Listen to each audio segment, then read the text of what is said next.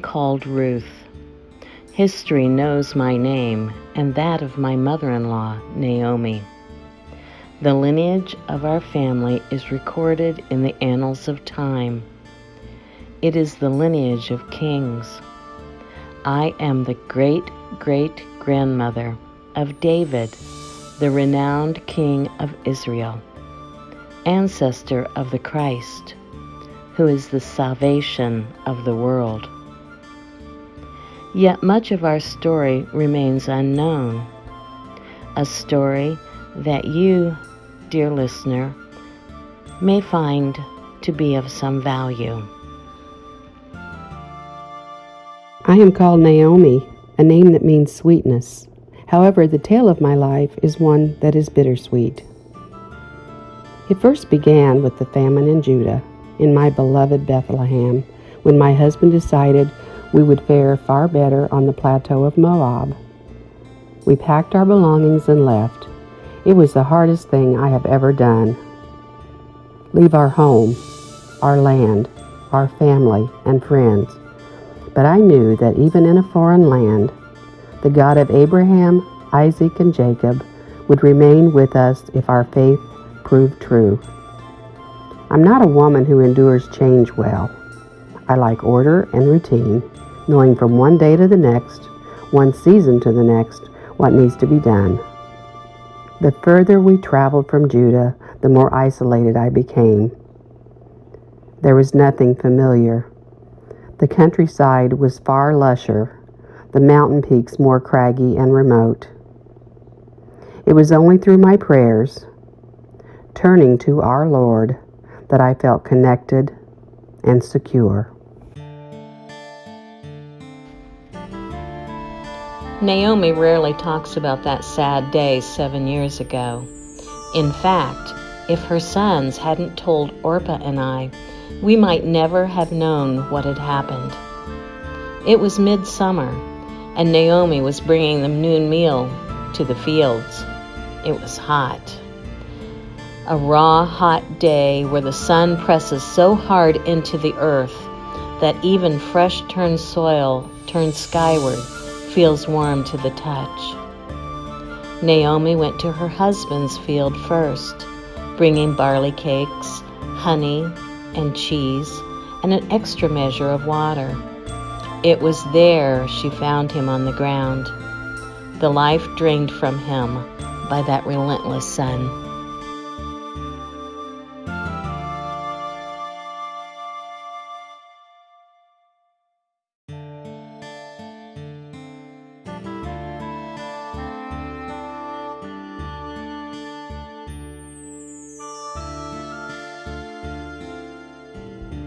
What is there to say? That morning I was wife, that afternoon widow. Talk will not change it. Talk would pull others into my grief, shift the weight of the burden from my shoulders to another. This was my burden to carry, a wound I knew the Lord would heal over time. Talk could reopen those wounds sealed by God's grace. Grace I needed so that I might continue on. Without that grace, I would have been trapped in place, forever swallowed by the loss. I was blessed by many good years with my beloved husband, by his 2 sons and their lovely wives who became my daughters. I thank the Lord for the blessings he gave us, my husband and I.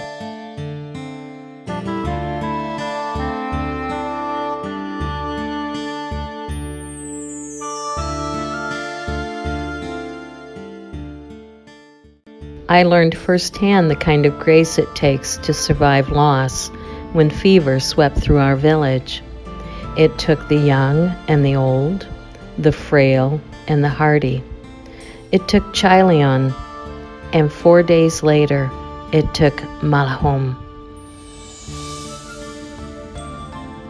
After that, Naomi sat silently in the shadows. She would stir just before dawn to go outside to bathe and say morning prayers.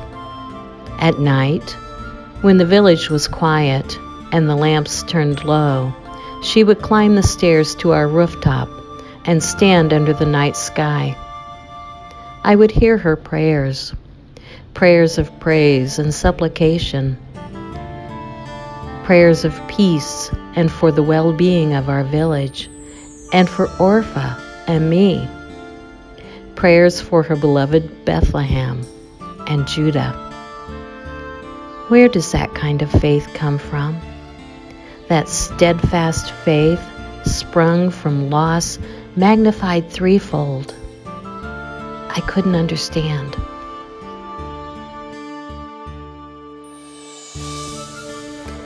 I must confess, I was in the depths of despair. I felt as if God had struck my heart with a blade. My husband dead, and now my 2 sons. I felt God had turned his face from me.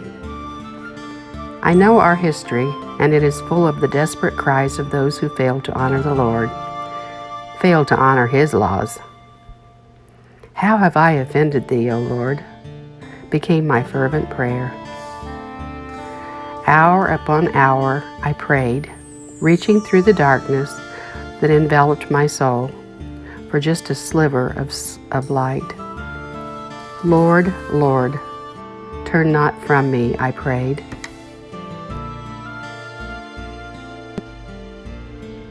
We knew that 3 widowed women could not maintain a household with no support. There just wasn't enough work available in our small village. Our neighbors were wonderful, though. For several months they allowed us to grieve. They would bring parcels of food, flour, oil, mutton, fish, olives, and dates. Finally, Naomi made the decision to return back to Judah, to Bethlehem.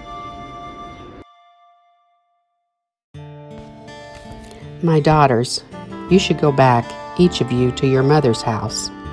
May the Lord show you the same kindness as you have shown to the deceased and to me. I pray the Lord guide each of you to find a husband and a home in which you will be at rest. My lot is too bitter for you, because the Lord has extended his hand against me. Orpah and I wept bitterly at her words. They were words spoken in great love, spoken from the depths of despair, and yet from great faith. Still, this faith, after all that had befallen her. Where does one find the moorings of such faith? The gods of my people could never inspire such devotion. The love and the reverence that Naomi holds for her God of Israel.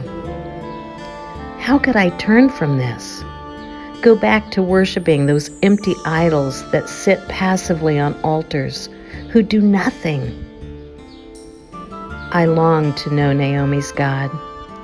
The Lord she sought out in the stillness of the morning, the Lord she sought from the rooftop as she sent her prayers out into the night sky. Her God was with her. This I could feel, even though she was clouded by the dark veils of grief.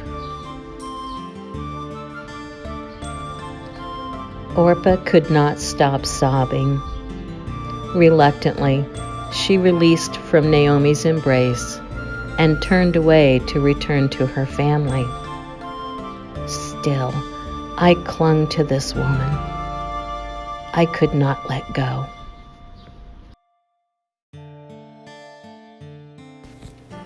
Now, Ruth, see, your sister-in-law has gone back to her people and her God.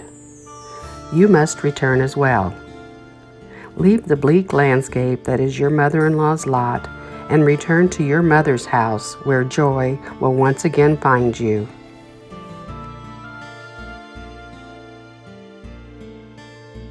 Do not press me to go back and abandon you.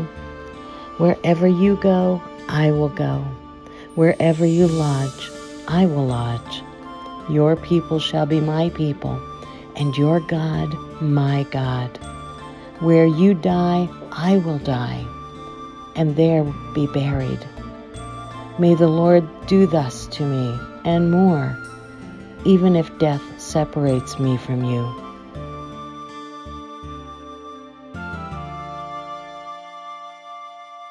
I'm sure Naomi heard my words, but I believe it was the hunger in my eyes and the desperate need that must have flooded my face that ceased her protestations. My beloved mother-in-law is a woman of few words. She has been always in both troubled times or good. But trust me, when one lives their faith, when the manifestations of faith are evident and consistent, few words are ever needed.